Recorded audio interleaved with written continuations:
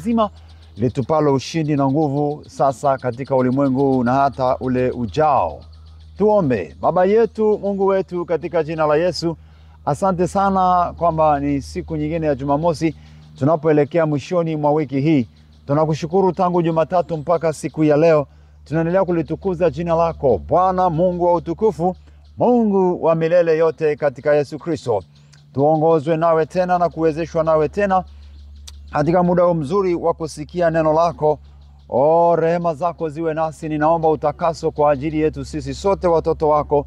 Utusamee, utuoshe katika damu yako Yesu inayonena mema.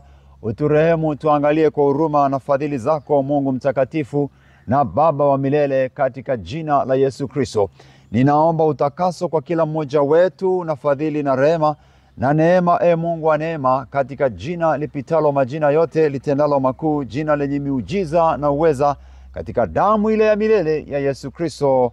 Amina. Bwana akubariki na Bwana akuongoze kwa Roho wake. Tena tunapopokea neno lake, tumeendelea kujifunza mambo mema sana juu ya damu ya Yesu Kristo. Damu ya Yesu ina nguvu ya ondoleo la kila kitu kilicho kibaya, kila kitu kilicho ovyo au haribifu. Damu ya Yesu inaondoa, ndani yake iko nguvu ya kuondoa, liko ondoleo la dhambi, ondoleo la mabaya yote. Karibu tena. Sasa tuendelee na neno la Mungu katika kitabu kile cha Matendo ya Mitume sura ya 20 na mstari ule wa 28. Kuna mambo mengi sana ndani ya damu ya Yesu. Utaona hapa katika kitabu kile cha Matendo ya Mitume na katika kitabu cha Warumi pia na mahali penginepo, sawa sawa na mapenzi ya Mungu. Basi karibu tupate neno lake Kristo. Matendo ya Mitume sura ile ya 20 mstari wa 28. Twende tuone hapa. Roho wa Mungu anatuonyesha mengi. Anasema, jitunzeni nafsi zenu na lile kundi lote nalo ambalo Roho Mtakatifu amewaweka ninyi kuwa waangalizi ndani yake, mpate kulilisha kanisa lake Mungu alilolinunua kwa damu yake mwenyewe. Nataka tuone neno hilo, alilolinunua kwa damu yake mwenyewe. Kanisa la Mungu linatakiwa kuchungwa. Huu ni ujumbe ambao unaenda kwa Waefeso.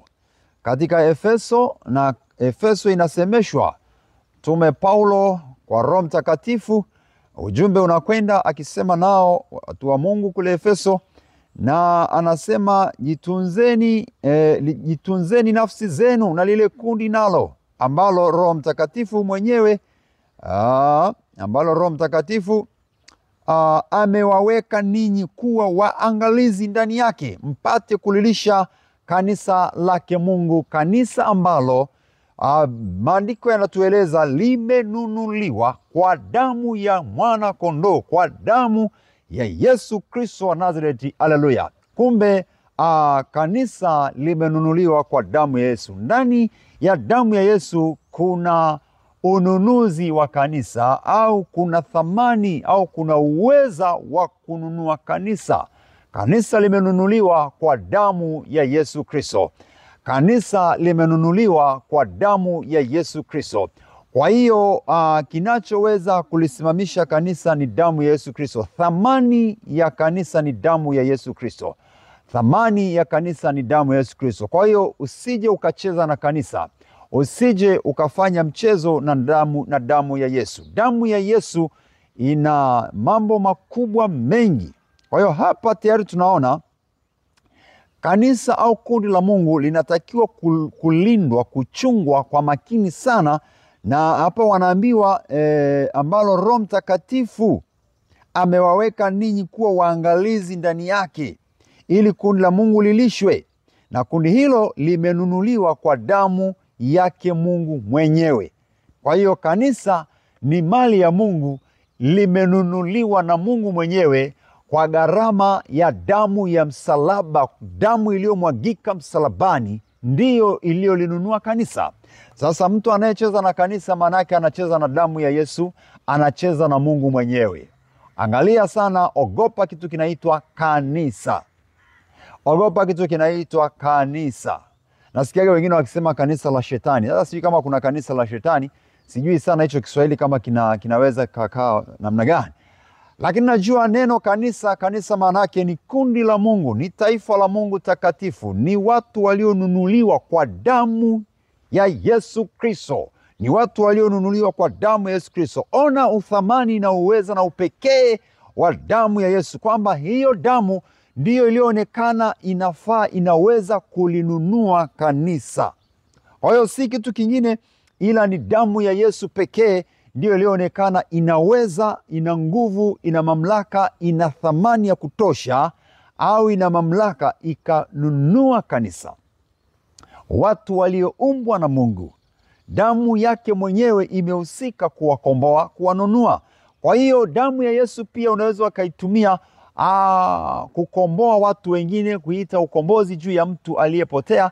Lakini damu ya Yesu inaweza ikakuwekea thamani kubwa kwenye biashara yako, kwenye uchumi wako, kwa sababu yenyewe ndani yake inanunua. Inaweza ikatunza biashara yako, inaweza ikatunza ndoa yako, inaweza ikatunza mifugo yako, inaweza ikatunza gari yako, ofisi yako inaweza ikatunzwa kabisa katika damu ya Yesu Kristo. Haleluya! Kwa hiyo endelea kuiamini damu ya Yesu na kuona uthamani wa pekee ulio ndani ya damu ya Yesu.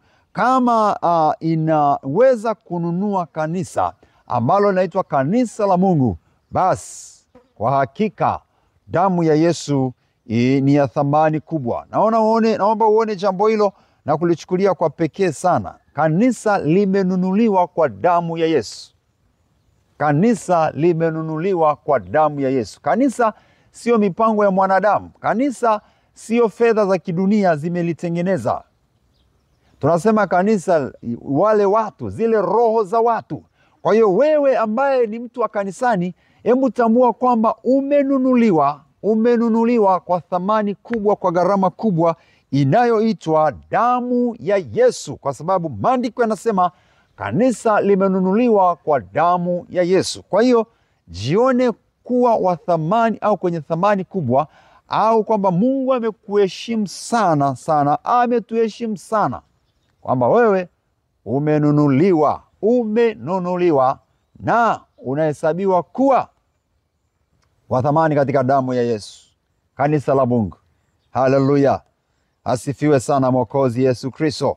Hebu twende tena, tusogee mbele, twende tuone kwenye Warumi sura ile ya 3. Warumi sura ile ya 3, alafu nitaanzia mstari ule wa 23 mpaka ule wa 25. Warumi sura ya 3, 23 mpaka 25. Neno la Mungu linasema hivi, 23, naanzia pale, anasema kwa sababu wote wamefanya dhambi na kupungukiwa na utukufu wa Mungu, wanahesabiwa haki bure kwa neema yake kwa njia ya ukombozi ulio katika Kristo Yesu, ambaye Mungu amekwisha kumweka awe upatanisho kwa njia ya imani katika damu yake, kwa njia ya imani katika damu yake, ili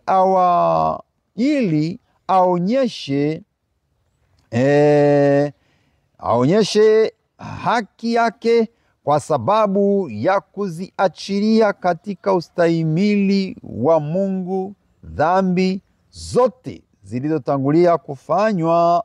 Amina.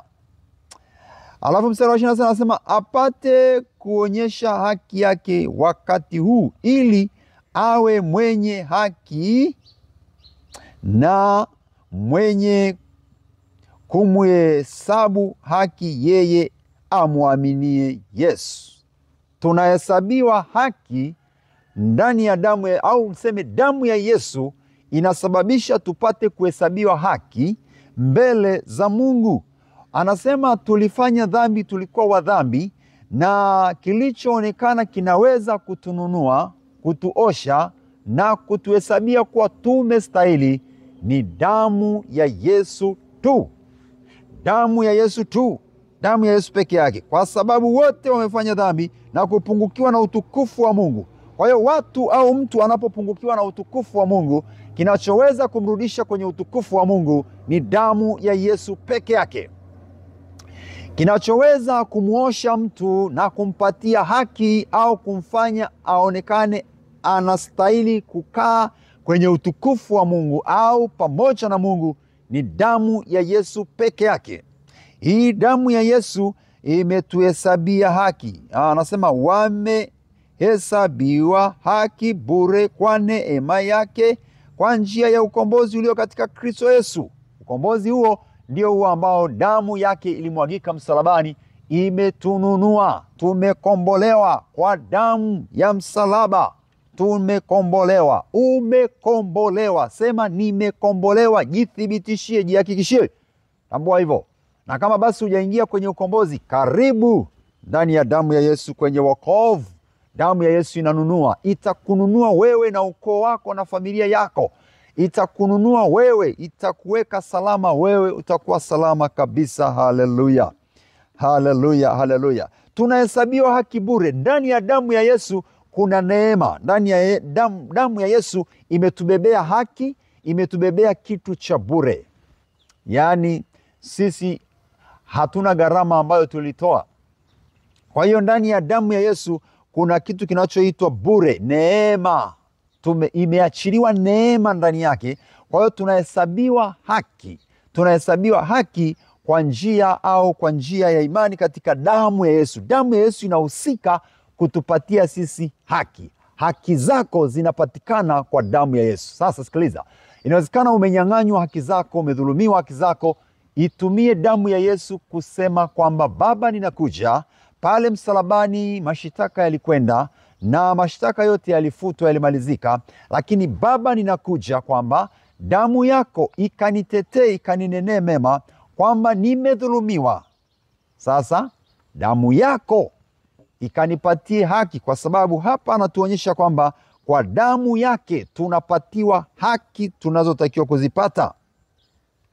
Wanahesabiwa haki bure kwa neema yake kwa njia ya ukombozi ulio katika Kristo Yesu Kristo, ambaye Mungu amekwisha kumweka awe upatanisho. Ndani ya damu ya Yesu tuliona jana pia kwamba tunasema ndani yake kuna upatanisho. Damu ya Yesu inapatanisha waliofarakana, waliogombana na Mungu, waliofarakana na Mungu, waliofarakana kwenye familia, kwenye ndoa, kwenye jamii, kwenye taifa, mataifa kwa mataifa. Hiyo damu ya Yesu ina uwezo wa kupatanisha, kurudisha mahusiano kwa njia ya imani katika damu yake. Katika damu yake tunahesabiwa haki, tunapatiwa haki. Damu ya Yesu imebeba haki, inatuhesabia haki siku zote za maisha yetu. Haleluya. Alafu anaendelea anasema, kwa sababu ya kuziachilia katika ustahimilivu wa Mungu dhambi zote zilizotangulia kufanywa, apate kuonyesha haki yake, apate kuonyesha haki yake wakati huu, ili awe mwenye haki na mwenye kumhesabu haki yeye amwaminie Yesu. Yeye amwaminie Yesu anahesabiwa kuwa ana haki sasa kupitia damu ya Yesu. Kwa hiyo damu ya Yesu imebeba ununuzi wa kanisa. Damu ya Yesu imebeba ukombozi, lakini damu ya Yesu hapa inatuambia imebeba haki. Hatima ya maisha yetu iko ndani ya damu ya Yesu. Uhai wetu umefichwa ndani ya damu ya Yesu. Damu ya Yesu inalinda uhai wako.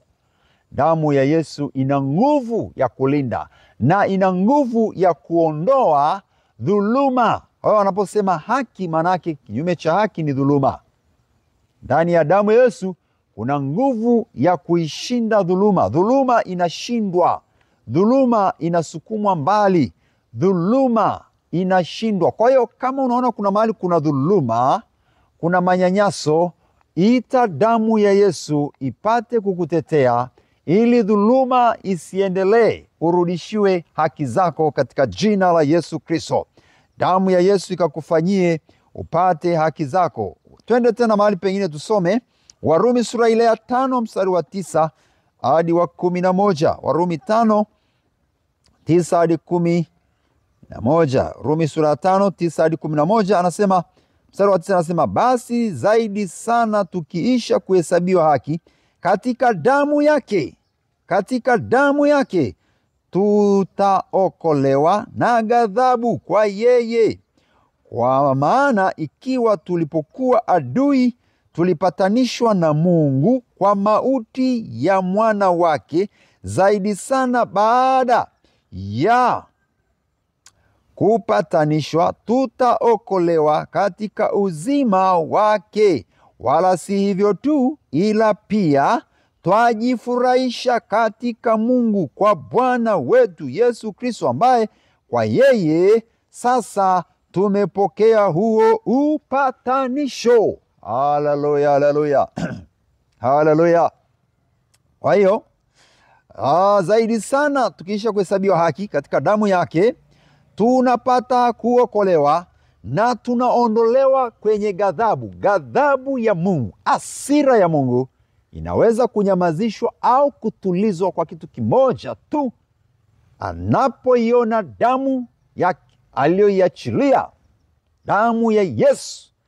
Akiona, basi anatuliza ghadhabu yake, anatuliza hasira yake. Ndio sababu tunakimbilia kwenye kiti cha rehema kumwomba rehema kupitia hiyo damu ya Yesu, ili aturehemu, ili atutakase, ili hasira yake siwake. Anasema tumeokolewa na tutaokolewa kwa ghadhabu yake, tukikimbilia damu ya Yesu, tukiamini damu ya Yesu na kuiita, tunaondolewa kwenye ghadhabu ya Mungu ambayo ni ya maangamizo na ni mbaya. Ghadhabu ya Mungu ni hatari sana. Haleluya. Kwa maana ikiwa tulipokuwa adui tulipatanishwa na Mungu kwa mauti ya mwana wake, zaidi sana baada ya kupatanishwa tutaokolewa katika uzima wake. Tutaokolewa katika uzima wake. Sasa anasema, wala si hivyo tu, ila pia twajifurahisha katika Mungu. Ndani ya damu ya Yesu kuna furaha. Tunapatiwa furaha ya Mungu ndani ya damu yake Yesu. Tunajipatia furaha ya kweli, furaha ya Bwana Mungu. Kwa hiyo damu ya Yesu inaondoa uchungu na hasira, inaondoa ghadhabu, inaondoa maangamizo, inaleta wokovu, inaleta salama. Funikwa damuni mwa Yesu, wewe kijana, wewe mama na watoto wako, wewe baba na watoto wako na mke wako, wewe mama na mke wako. Damu ya Yesu inaondoa hasira na ghadhabu na mateso na maumivu. Damu ya Yesu inaweza kututetea. Damu ya Yesu inatupatia raha ya kweli. Pokea raha ya kweli milele na Bwana akuvike nguvu. Damu ya Yesu inasafisha. Ikisafisha maana yake inasambaratisha vyote: makunyanzi, hofu, woga, mashaka, kila namna ya uchungu na kila namna ya ghadhabu na hasira vinaondoshwa kupitia damu ya Yesu. Damu ya Yesu imebeba mambo mengi mno, hatuwezi hata kuyamaliza mpaka Yesu atakaporudi tena. Kwa hiyo tunayapokea haya yaliyo kwa sehemu, na ni ya muhimu kabisa kwamba damu ya Yesu imetubebea haya tuliyoyaona. Haki, imetubebea haki, na hesabiwa haki kupitia hiyo damu ya Yesu Kristo. Kombozi, furaha, amani kupitia hiyo damu ya Yesu Kristo. Inaondoa uchungu, inaondoa ghadhabu, inaleta furaha, inaleta urafiki. Uwe rafiki wa Yesu. Ni kwa damu ya Yesu tu unaweza ukawa rafiki wa Mungu. Mungu akubariki sana. Endelea kumtumikia Yesu, endelea kumpenda sana Mungu, endelea kumpenda, endelea kumfuata, kwa sababu yeye ni mwema na muaminifu ambaye hawezi kukuacha. Furaha yako ikawe ya milele na imani yako ikaongezeke katika jina la Yesu. Amen. Twende tuombe sasa. Nyosha mkono wako pamoja nami ukisema, Baba, asante kwa damu yako inayonena mema, inayonipatia haki, inayonipatia wokovu, inayonipatia furaha ya kweli. Damu yako ninaishukuru kwa sababu katika hiyo ninapata uzima, ninapata amani, ninapata msamaha na ondoleo la dhambi, ninapata haki yangu. Bwana Yesu, ninaomba unitetee, haki zangu zote zirudi. Damu yako ikazilete haki zangu, haki zilizoibiwa, haki yangu iliyopotea. Naiomba damu yako Yesu ikarudishe sasa katika jina lako Yesu. Ninaomba furaha yangu ikarudishwe sasa kwa damu yako Yesu. Ninaomba afya yangu ikarudishwe sasa kwa damu yako Yesu. Naomba uhusiano wangu na Yesu ukarudishwe tena kwa viwango vya juu kwa damu ya Yesu. Endelea kuomba uhusiano wako na Yesu urudishwe tena kupitia damu ya Yesu. Ushirikiano wako na Yesu karudishwe kwa viwango vingine sasa kwa damu ya Yesu. Na amani yako ikarudishwe kwa damu ya Yesu. Furaha yako ikarudishwe kwa damu ya Yesu. Bwana Yesu, asante. Ninakuomba ruhusu sasa hayo yote yatendeke juu ya watu wako, ndani ya watu wako. Furaha, haki na kupata kuokolewa kutoka maangamizo mabaya katika jina lako Yesu Kristo. Asante kwamba damu yako imetununua na tunafanywa kwa wathamani, kwa sababu kwa damu yako tumeokolewa, tumehesabiwa, tumestahili. Baba, naomba haki za watu wako zilizopotea, zilizozuiliwa, haki zao zikapatikane. Damu ya Yesu ipite kaskazini, kusini, ipite kila upenyo, mashariki, magharibi, ikanene, ikavute, ikarudishe haki zetu zilizoibiwa, haki zetu zilizozuiliwa popote. Damu yako Yesu iliyotununua ikaturudishie, ikatuletee tena. Twakuomba Bwana, damu yako ina uweza mkuu. Damu yako ni kuu sana, ina nguvu na mamlaka ya milele. Asante kwa ajili ya nguvu ya damu ya Yesu Kristo ambayo inaondoa magonjwa, inaondoa laana na mikosi, inaondoa mauti na nguvu za mauti. Sasa kwa jina la Yesu, uliye mgonjwa pokea uponyaji, usiye na raha pokea raha katika jina la Yesu. Uliye katika vifungo funguliwa sasa, toka kwenye giza, toka kwenye dhambi, toka kwa jina la Yesu. Damu ya Yesu ikuvute, ikulete kwenye wokovu. Ingia ndani ya ufalme wa Mungu aliye mtakatifu sasa katika jina la Yesu na kwa damu ya Yesu Kristo. Bwana akufiche damuni mwake, Bwana akuzingire uweponi mwake. Utembee naye, uishi naye, uendelee kuona furaha ya Bwana. Amani ya Yesu ikuongezeke kwako na utulivu katika jina la Yesu Kristo. Endelea kuitumia damu ya Yesu kwa imani. Endelea kuiita kwa imani. Usiite tu kawaida, kwa sababu damu ya Yesu ni damu ya Mungu mwenyewe. Ina nguvu, ina uhai, ina mamlaka, ina moto, ina uzima, inatenda, inafanya. Huwezi kuifananisha na kitu chochote. Ni ya kipekee sana. Bwana Mungu akubariki, akuneemeshe kwa uweza wake. Jazwa furaha, endelea kuishi katika Bwana, endelea kumtazama yeye aliyeanzisha, atakayetimiza, Yesu Kristo wa Nazareti aliye hai. Amen. Barikiwa sana katika jina lake Yesu Kristo, na karibu tena na tena. Na nikuombe pia, endelea au fanya kusubscribe kwenye YouTube channel Elimlinzi Mbise. Kama hujasubscribe, basi niombe subscribe hapo kwenye YouTube channel hii. Alafu share pamoja na wengine. Watumie waendelee kupokea neno hili ambalo Mungu kwa neema yake anatupa. Sio nguvu zangu wala uwezo wangu wala ujuzi wangu. Na mimi napewa tu ili nifikishie wengine, na wewe fikishia wengine kwa njia ya kuwatumia. Barikiwa na Yesu Kristo. Karibu sana, na neema ya Yesu Kristo iendelee kuwa pamoja nawe sasa na hata milele. Rehema zake zikuwezeshe, fadhili zake zikuwezeshe. Barikiwa katika jina la Yesu. Endelea kutuombea na huduma ambayo tutaiendea kule vijijini. Tunahitaji ushirika wako wa kila kitu inavyowezekana, ili tuweze kufanikisha kazi ya Bwana Yesu. Na Bwana Mungu